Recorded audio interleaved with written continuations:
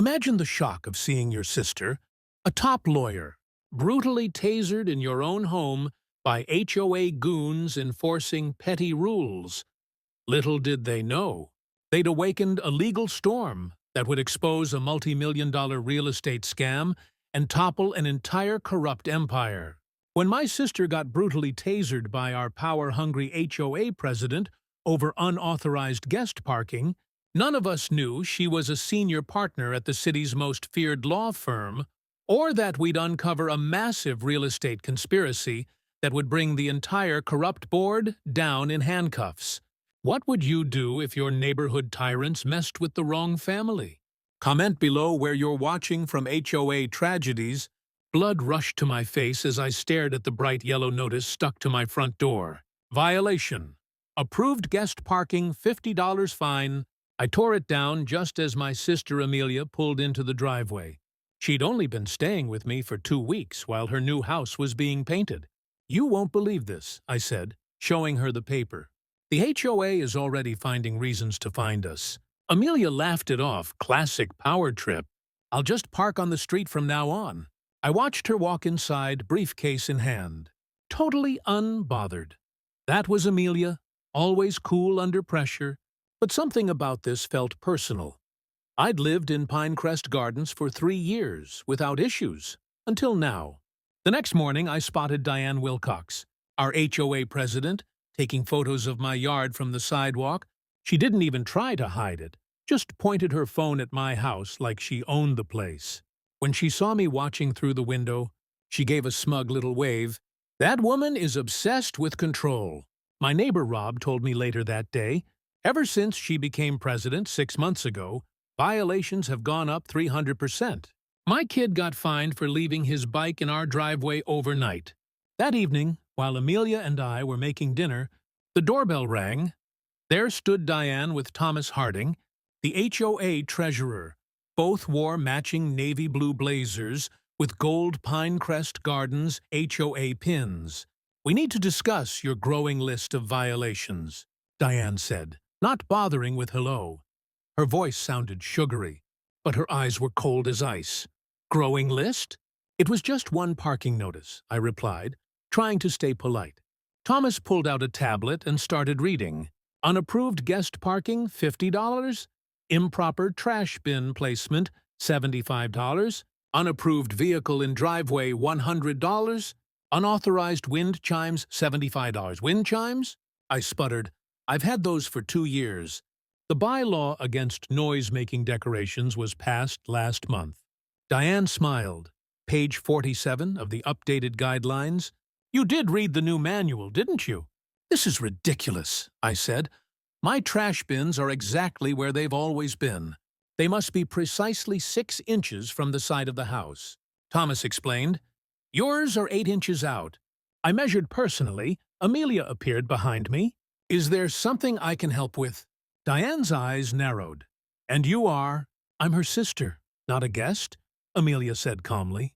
"I'm staying temporarily while my house is being renovated. Any stay over 10 days requires board approval." Diane snapped. "That's another $150 fine." I felt my chest tighten. This is getting out of hand. "Rules are rules," Thomas said with a shrug. "Payment is due in 48 hours, Diane added, handing me a bill totaling $450. "After that, it doubles. And we need your sister's vehicle removed from the property by tomorrow." As they walked away, I saw Diane turn to whisper something to Thomas. They both laughed while glancing back at my house. "Don't let them get to you," Amelia said, putting a hand on my shoulder. "This kind of petty tyranny is more common than you think." That night, I couldn't sleep. I kept wondering why Diane had suddenly targeted me. Around 2 a.m., I heard a car door slam and peeked through the blinds to see Thomas placing something on my mailbox. When he left, I sneaked outside to find another violation notice. Unapproved exterior lighting, $100. My porch light, the same one I'd had since moving in. The next day, 3 more neighbors on my street received similar notices. Ellen across the street got fined for her flower pots being non-conforming colors. Old Mr. Jacobson, 2 doors down, received a $200 fine for his grandson's tricycle being visible from the street. Something fishy is happening, Ellen told me when we met at the mailboxes. Diane's husband works for Valley Development Group. They've been buying up houses in neighborhoods like ours. That afternoon, I watched from my kitchen window as Diane and Thomas walked the neighborhood, pointing at houses and making notes. When they passed my driveway, Diane took out a measuring tape and ran it from my mailbox to the street, smiling as she wrote something down. I decided to do some digging while Amelia was at work. I pulled up the county property records website. What I found made my stomach drop. 6 homes in our neighborhood had been sold in the last 3 months, all to shell companies linked to Valley Development Group. When Amelia got home, I showed her what I'd found. Classiculatory tactic, she said, studying my notes. Create impossible standards. Harass homeowners with fines. Drive people to sell. What can we do? I asked. First, we document everything, she replied, pulling out her laptop. Forward me all the violation notices. I want dates, times, amounts. As she typed, I noticed something different about my sister. The professional, calm demeanor she always had was still there, but now there was a steely determination in her eyes. I rarely saw Amelia, I said slowly. What exactly do you do at your law firm? She looked up with a small smile. I specialize in property law and predatory housing practices, but let's keep that our secret for now. The next morning, I woke to find my entire front yard covered in orange violation flags. Each one had a different infraction written on it. Grass too tall, unapproved plant species, decorative rock placement violation from across the street. I spotted Diane watching from her window, coffee cup in hand, when our eyes met. She didn't look away. She just smiled wider. What she didn't see was Amelia taking photos of every flag, her phone automatically time-stamping and geotagging each image. Nor did she see my neighbor, Rob's security camera, capturing the whole scene from his porch. This means war, I whispered to myself. I gasped in shock when I turned onto my street. A massive tow truck was backing up to Amelia's car with flashing lights. 2 men in uniforms were attaching chains while Diane stood nearby, arms folded with a triumphant look on her face. "Stop!" I shouted, running toward them. "What are you doing?" That car is legally parked on a public street. One of the tow operators looked uncomfortable, ma'am. We have authorization from the HOA to remove this vehicle. The HOA has no authority over public streets, I insisted, pulling out my phone. I'm calling the police. Diane stepped forward, her heels clicking on the pavement. Actually, we do have authority. This section of street was deeded to the association in the original community plan. Page 118 of the covenants, she handed me a paper with an official-looking stamp. Plus, your sister is an unauthorized resident. The total fine is now $650 due immediately. My hands shook as I tried to think. This isn't right. Rules are rules, Diane said with a shrug that matched Thomas's from yesterday. Perhaps you should consider if this neighborhood is really right for you. I watched helplessly as they towed Amelia's car away. On my front door was a boot notice and another violation paper. This one read unsightly yard decorations, violation flags, $200 fine. Inside, I called Amelia immediately. They towed your car from the street. My voice cracked with anger. I know, she replied calmly. I got an alert from my tracking app. Don't worry about it. I've already called our police contact. Police contact? Amelia, what's going on? I'll explain tonight, she said. Right now, I need you to take photos of every document they've given you. And don't touch those flags in the yard. We need them as evidence. 2 hours later, a knock at my door revealed Rob and Ellen, both holding HOA violation notices. We got hit too, Ellen said, waving her paper. $300 for excessive garden gnomes. I only have one. Rob nodded glumly. They're saying my American flag is mounted at an unapproved angle, whatever that means. Soon, 5 more neighbors arrived, all with similar stories. Margaret showed us a $250 fine for a bird feeder she'd had for 12 years. Old Mister. Jacobson received a notice that his handicap ramp needed to be removed because it wasn't pre-approved. Sophia, a single mom from 2 streets over, was in tears explaining how they threatened to put a lien on her house because her kids left bicycles in the front yard. They're targeting everyone who can't easily fight back, Rob observed. Elderly people, single parents, people who work long hours. Just then, Amelia walked in, followed by a police officer. My sister looked perfectly calm, but I noticed how tightly she gripped her leather portfolio. "Everyone, this is Officer Rivera," she announced. "He's here to take statements about the illegal towing and harassment." The officer nodded. "We've received multiple complaints about this HOA in recent weeks. I'd like to hear from each of you, as everyone shared their stories." Amelia set up her laptop and connected it to my TV. "While Officer Rivera documents your experiences, I want to show you what I've discovered," she said, pulling up a spreadsheet. "I've been tracking every violation notice in this neighborhood for the past 2 weeks. The screen filled with dates, addresses, fine amounts, and photos. 93 violations issued in 14 days, Amelia explained. That's compared to 37 in the entire previous year." She clicked to another screen showing a map of our neighborhood with houses highlighted in different colors. Red marks show homes that received more than 5 violations. Yellow shows homes recently sold. Notice anything? The pattern was obvious. Houses with the most violations were directly adjacent to recently sold properties. "They're creating a domino effect," Amelia explained. "Force one homeowner out, then target their neighbors." "But why?" Margaret asked. Amelia pulled up property records. All 7 recently sold homes were purchased by shell companies connected to Valley Development Group. "They're buying contiguous properties." Officer Rivera looked up from his notepad. "Valley Development is under investigation in 3 counties for similar tactics." The doorbell rang. When I answered, Thomas stood there with 2 men in Valley Protection Services uniforms. "We're here to collect the outstanding fines," he announced loudly, "plus the new $500 penalty for operating a business from a residential property." "Business?" I repeated. "Unauthorized meetings," he said, pointing at the cars parked outside my house.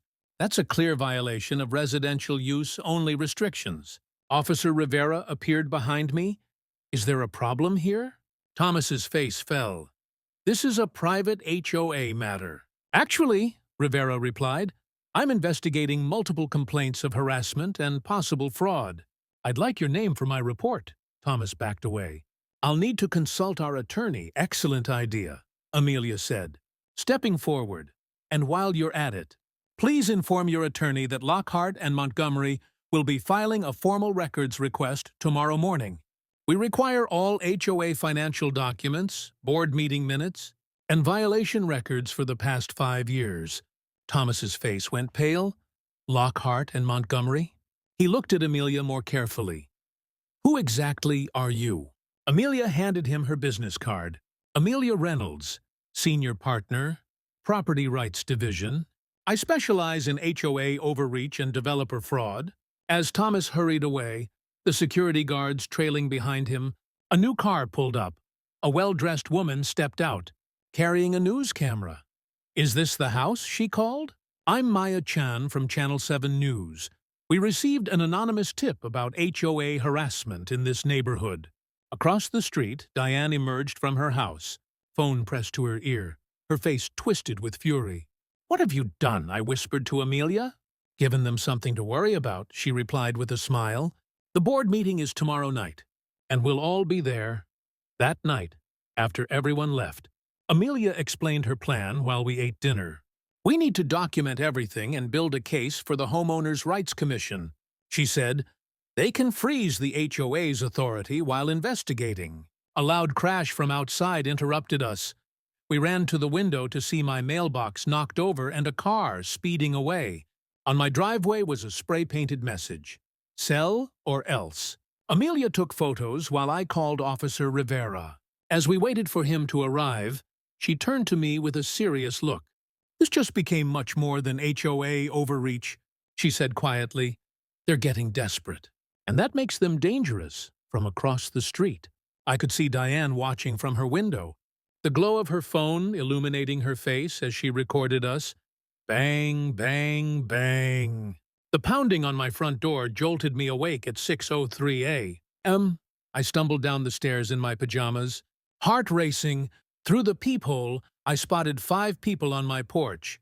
Diane, Thomas, 2 board members I barely recognized, and 2 men in black uniforms with Valley Protection Services patches. "Open up! HOA business!" Diane shouted, her voice sharp enough to cut glass.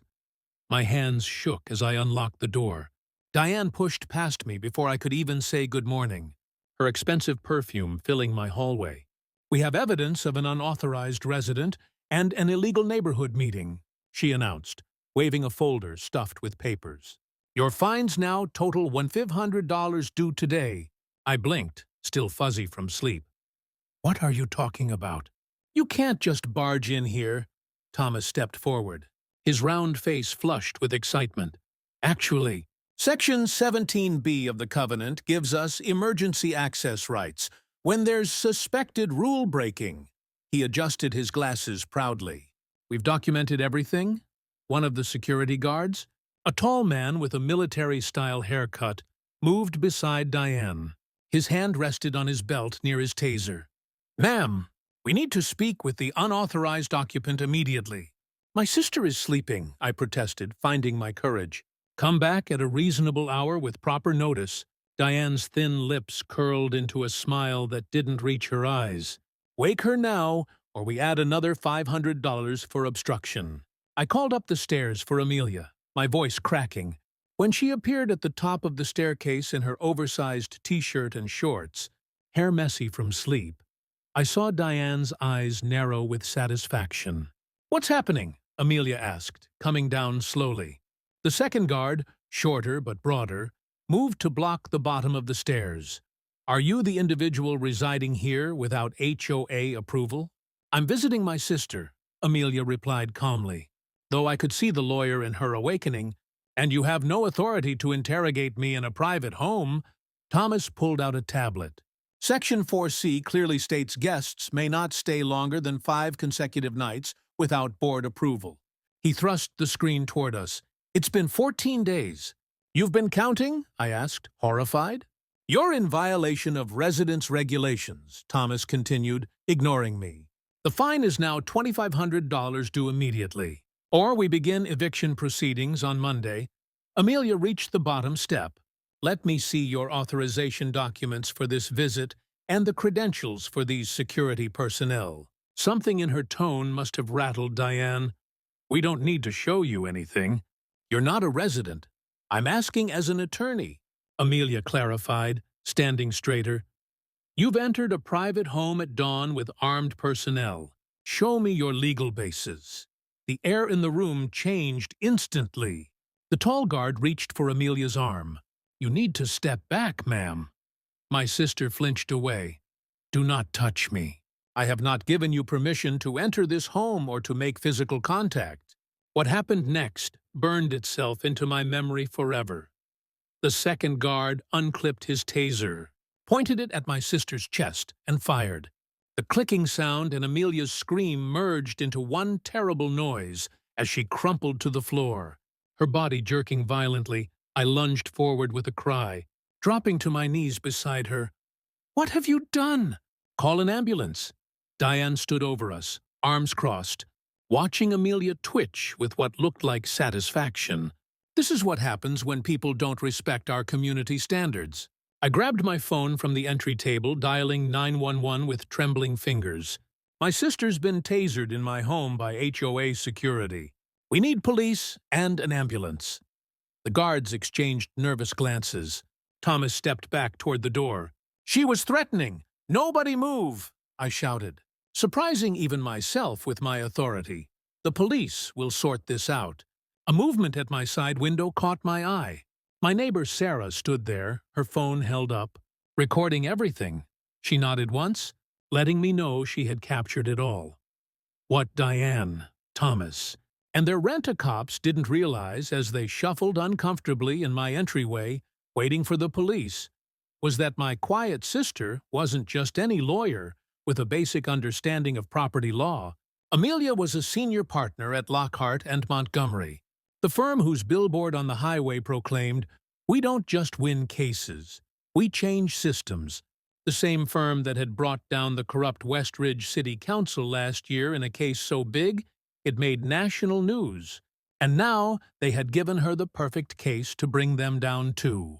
Through my tears as I held her hand, I saw something in Amelia's eyes that, despite her pain, looked strangely like determination, like the calm before a storm that would sweep away everything in its path. How would our quiet neighborhood survive the legal hurricane that was about to hit? She's lucky the taser didn't cause cardiac complications, the emergency room doctor told me, pointing to the angry red marks on Amelia's chest. My sister lay on the hospital bed, pale but awake, as nurses bustled around her. "We'll monitor her for 24 hours, but she should make a full recovery." I squeezed Amelia's hand, tears rolling down my cheeks. The police took statements from everyone, including Sarah, who had the video. "Those monsters are saying you threatened them." Amelia winced as she tried to sit up. Classic deflection tactic. "Did they arrest the guard who tasered me?" "They took him in for questioning." Diane and Thomas left in separate police cars, too. My phone buzzed non-stop with text messages from neighbors who'd heard what happened. Even people I barely knew were reaching out, sharing stories of their own run-ins with our power-hungry HOA. Mrs. Jenkins says they fined her $700 for planting tulips instead of daffodils. I read aloud, scrolling through messages. And the Rodriguez family had their Halloween decorations torn down last year because they used purple lights instead of orange. Amelia's legal mind was clearly working despite her pain. "Print out every message. We need to establish a pattern of arbitrary enforcement." My phone rang. It was Sarah. I put her on speaker. "You won't believe this," she said, her voice hushed with excitement. "After I sent that video to the police, I also sent it to my cousin Ellie, who works at the county records office. She pulled the property records for every board member's house, and—" I leaned closer to the phone. "Diane doesn't even own her house. Neither does Thomas. Their properties are owned by something called Valley Development Group." Amelia's eyes widened. "Pull up their website now." With shaking hands, I searched for Valley Development on my phone. Their sleek website showed renderings of a massive luxury condo complex. I scrolled down to the location map and gasped, "It's our neighborhood. They've drawn plans right over our homes." "Exactly," Sarah continued. "Ellie says they've quietly bought 7 houses in Pinecrest Gardens already. And guess who sits on Valley's advisory board?" Diane, Thomas, and Janet from the architectural committee. Amelia tried to sit up again, grimacing. "They're not just being petty tyrants. This is systematic. They're creating violations, imposing impossible fines, forcing people out so Valley can buy homes cheap." My mind raced back to the past 6 months. The sudden increase in violation notices, the harsh fines, the aggressive enforcement. It all made terrible sense now. But why target us specifically, I wondered. "Your house sits at the corner of the proposed main entrance to their development," Sarah explained. "Ellie showed me the plans. They need your property more than most." Outside the hospital room, I noticed a police officer standing guard. The nurse had mentioned something about ensuring patient safety after the incident. I hadn't questioned it then, but now I wondered if there was more to the story. Amelia's phone lit up with a message. She read it, and a small smile formed on her lips despite her pain. "That was Edward Lockhart, the managing partner of my firm. He's taking our case personally." Her voice strengthened. "When he heard what happened, he called the district attorney directly." My jaw dropped. "The DA?" Edward and D.A. Michaels went to law school together, and my firm helped expose that real estate corruption case in Westridge last year. Amelia's eyes had that determined look again. This isn't their first rodeo with developers abusing local authorities. A nurse entered with medication, checking Amelia's vitals after she left. My sister gripped my hand with surprising strength. Tell everyone in the neighborhood to document everything. Every fine, every interaction, every board decision, and most importantly, don't pay a single cent more in fines or fees. Not one penny, I nodded, already drafting a message to our growing neighborhood group chat. What about the police? What did they say would happen now? The officer who took my statement mentioned that tasering someone in their home over an HOA rule could be considered excessive force and possibly assault. Amelia closed her eyes briefly. But we need to move fast. People with money and connections like Valley Development can make problems disappear. Just then, my phone dinged with a news alert. A local reporter had somehow gotten hold of Sarah's video. The headline read, HOA Security Tasers, Homeowner's Sister in Dawn Raid. It's starting, Amelia whispered. As night fell, I stayed by Amelia's bedside while she made calls to colleagues at her firm. Every hour brought new messages from neighbors with their own stories of HOA abuse. Around midnight, Sarah sent a text that made my blood run cold. Just drove by Diane's house, huge meeting happening there. Black SUVs with Valley Development logos in driveway. Amelia read the message over my shoulder and nodded grimly. They're scrambling. Good. I looked at my sister, still connected to monitors, her lawyer mind working despite the physical trauma. What happens now? Now, Amelia's face transformed with a determination I'd never seen before. Now we go to war. Legal war. While Diane met with Valley Development executives across town plotting their next move, she remained unaware of three crucial facts. The district attorney's office had just received our evidence package. Amelia's law firm had assigned 5 attorneys to our case, and most damning of all, the HOA's financial records for the past 5 years were being subpoenaed first thing in the morning. Would our quiet neighborhood ever be the same after the truth about Diane's corruption explosion burst into the open? They broke into my house. I screamed into the phone to the police dispatcher while staring at my shattered front door. Papers were thrown everywhere, furniture overturned, and pinned to my living room wall with a kitchen knife was a handwritten note. Drop it or else. My hands shook as I took photos of everything before the police arrived. Amelia walked through the wreckage with scary calmness, her lawyer eyes noticing details I missed. Look at these boot prints, she pointed. Same tread pattern as the security guards Diane hired. She picked up a business card that had fallen from someone's pocket. Valley Protection Services. The police took statements, but didn't seem very interested until Amelia mentioned she was a senior partner at Lockhart and Montgomery. The officer's attitude changed instantly. We've got you on 4 security cameras, Diane. I overheard the detective say on the phone later, your security guards, too. Breaking and entering is a felony. The very next morning, a certified letter arrived from the HOA. They were placing a $115,000 lien on my house for accumulated fines and penalties. 3 neighbors received similar notices within hours. Perfect timing, Amelia said, adding the letter to her evidence pile. Now we've got proof they're retaliating. She hadn't slept, the taser marks on her chest still angry red as she worked through the night. Legal books covered my dining table, and case files filled every chair. My doorbell rang constantly that day. Scared neighbors bringing their own HOA horror stories. Mrs. Patel had been fined for her ethnic garden plants. The Johnsons were threatened with eviction for their son's wheelchair ramp. Single dad Miguel showed us photos of Diane measuring his grass with a ruler. Something's not adding up, Amelia said, studying neighborhood property maps she'd ordered from county records. Why is our HOA suddenly enforcing rules nobody cared about for years? Sarah from next door burst in without knocking. My cousin at the county records office found something huge. She slapped down a stack of papers. Diane doesn't even own her house. It's owned by Valley Development Group. They're the ones building that huge condo project downtown. Amelia grabbed the papers, her eyes widening. This explains everything. She opened her laptop and showed us a web of connections. Valley Development had secretly bought 6 houses in our neighborhood already. 3 HOA board members, including Diane and Thomas, We're on their payroll. They're forcing people out. Amelia explained, creating violations, imposing impossible fines, driving down property values so Valley can buy homes cheap. That evening, we called an emergency neighborhood meeting at the community center. Over 50 people came, afraid but angry. Amelia projected her evidence on the wall, including Sarah's video of the taser attack.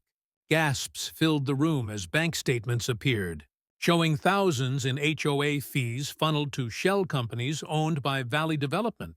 The HOA has broken laws in ways I can't even count, Amelia explained in simple terms. They've made up rules, held secret meetings, and stolen our money. Mr. Jenkins, our oldest resident, stood up shakily. They told me I had to pay $5,000 for my bird bath or lose my home. His voice cracked. I've lived here for 30 years. Amelia put her hand on his shoulder. Not anymore, sir. My law firm is filing a class action lawsuit tomorrow. We're going after Valley Development, the HOA board, and those security thugs. As people left the meeting with new hope, we found every single car in the parking lot plastered with violation notices. Standing across the street, watching with obvious fury, was Diane with 2 security guards. This isn't over, she shouted when she saw us looking. Actually, it is, Amelia said quietly, pulling out her phone, because we just got a court order freezing the HOA accounts. And look who else is here. A news van pulled into the parking lot. A reporter and cameraman jumping out. Are you Amelia? We got your evidence package about the HOA corruption scandal. Diane's face went white as the cameras turned toward her. She hurried to her car, the security guards following quickly. Back at home, as I swept up broken glass from my doorway, Amelia's phone rang. The district attorney himself was calling. He remembered her from the city corruption case last year. They were opening an immediate investigation. We're winning, Amelia said, finally allowing herself a smile. But at 3 a.m., we both woke to the sound of screeching tires. Looking out the window, we saw Diane's car speeding away from the neighborhood. In the darkness behind her house, flames were beginning to rise. She's burning the evidence, Amelia whispered in horror. Fire trucks now. I screamed into my phone as flames leapt from Diane's backyard. Neighbors poured from their homes in pajamas while Amelia sprinted across the street. Stay back, she shouted, pulling me away from the blaze. Look what she's burning. In Diane's fire pit, we could see file folders and papers curling in the flames. One partially burned document flew out. A contract between Valley Development and the HOA board members. She's destroying evidence, Amelia said, quickly snapping photos with her phone. Firefighters arrived within minutes, followed by police who secured the area as a potential crime scene. Detective Rodriguez kneeled by the smoldering remains. This is now part of our investigation, he told us, carefully bagging charred paper scraps. We've been watching Mrs. Wilcox since your report yesterday. By dawn, neighbors gathered on my lawn, bringing coffee and donuts. Did you see Diane drive away last night? Asked Miguel. She had suitcases packed in her car. Trying to run, Sarah nodded. Classic guilty move. At 9 a.m. sharp, my phone buzzed with a news alert. Local HOA president arrested at airport. The attached video showed Diane in handcuffs being led from the boarding area of a flight to Mexico. Got her, cheered Mrs. Patel, watching over my shoulder. Amelia's phone rang non-stop that morning. First her law firm, then the district attorney, then reporters. By noon, Thomas, the HOA treasurer, turned himself in, agreeing to testify against Diane and Valley Development in exchange for a lighter sentence. He's singing like a bird, Amelia told me, covering the phone. Says Valley Development planted Diane in our neighborhood 3 years ago to drive people out. They paid her 10% commission on every house she helped them buy below market value. That afternoon, we received shocking news. 17 homeowners in Pinecrest Gardens had already sold to Valley Development at massive losses after HOA harassment. The development company had plans for a luxury condo tower where our home stood. It gets worse, Amelia said.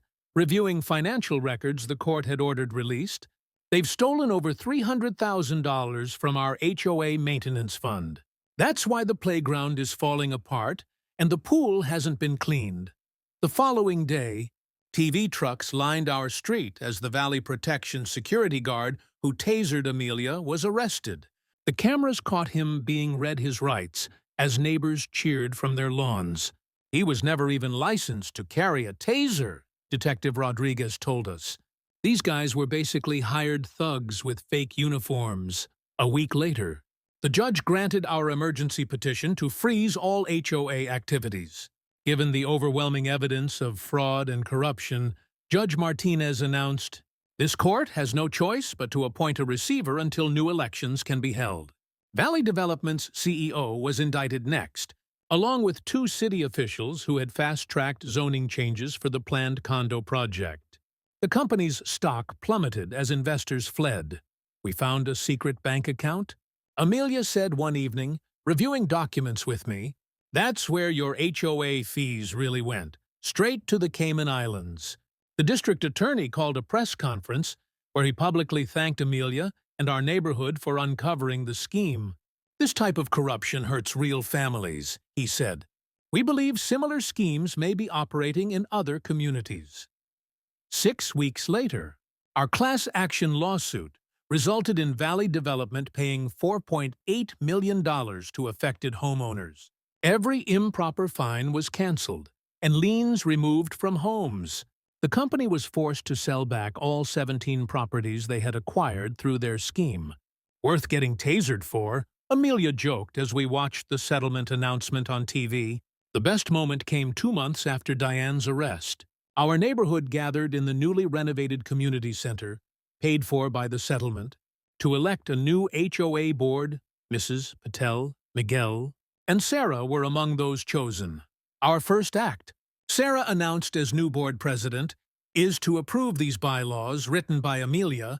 They require total financial transparency, recorded meetings open to all residents, and an annual independent audit.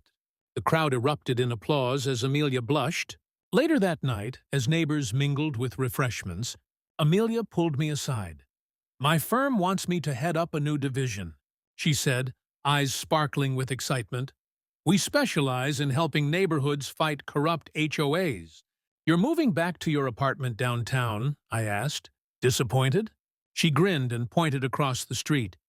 "See that for sale sign on Diane's old house? I made an offer this morning, full price." I hugged her tightly. Diane would hate that so much. "One more thing," Amelia said, lowering her voice. "The FBI came to my office today.